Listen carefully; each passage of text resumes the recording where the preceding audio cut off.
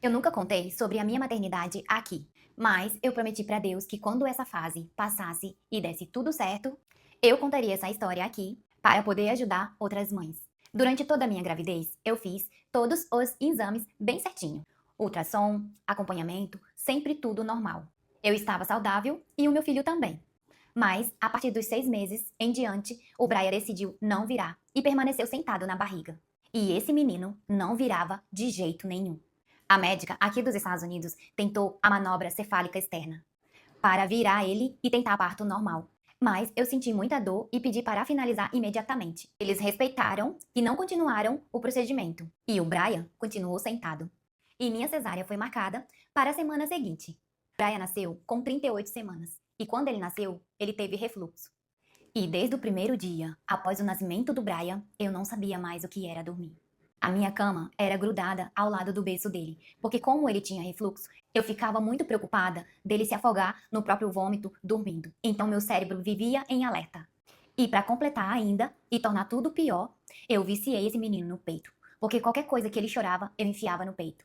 Isso tornou ele muito dependente do peito. E ele acordava a cada 30 minutos chorando durante a noite, querendo mamar. Às vezes eu acordava 17 vezes durante a noite. Eu nunca conseguia pegar em um sono profundo, eu só cochilava. Teve dia que o dia já tinha amanhecido e eu ainda não tinha dormido. E eu não dormia durante o dia. Eu ficava extremamente exausta. Só que o problema maior ainda não estava aí. Quando o Brian nasceu, o médico do hospital pediu para fazer uma ultrassom de quadril quando ele fizesse 6 semanas de nascido.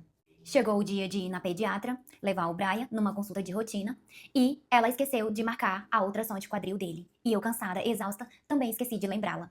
Quando o Brian tinha 3 meses, eu estava trocando a fralda dele e percebi que ele estava com uma perninha menor que a outra, e isso me preocupou. Então voltei na médica, expliquei para ela a situação e ela marcou um ortopedista. O Brian fez o ultrassom de quadril e o diagnóstico veio. O Brian estava com displasia de quadril, que é um problema no encaixe do fêmur.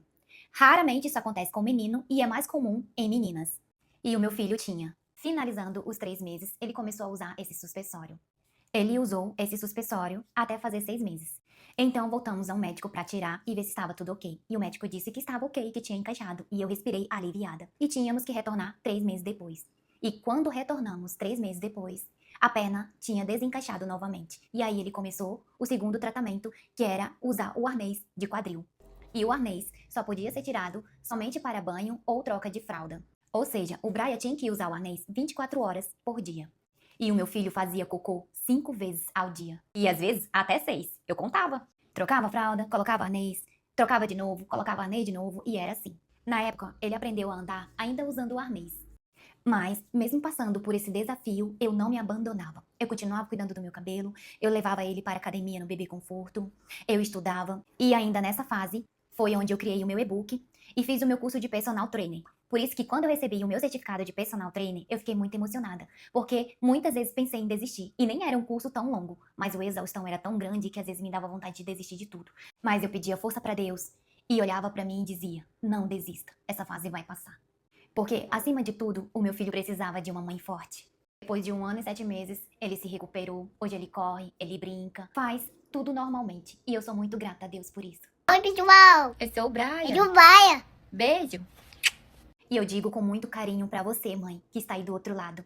Se você está passando por algum desafio com seu filho, receba o meu abraço. Eu sei o que é ter medo. Eu sei o que é não dormir. Seja forte e corajosa. Faça a sua parte, que no final tudo vai dar certo. Isso não é o fim, é só uma fase.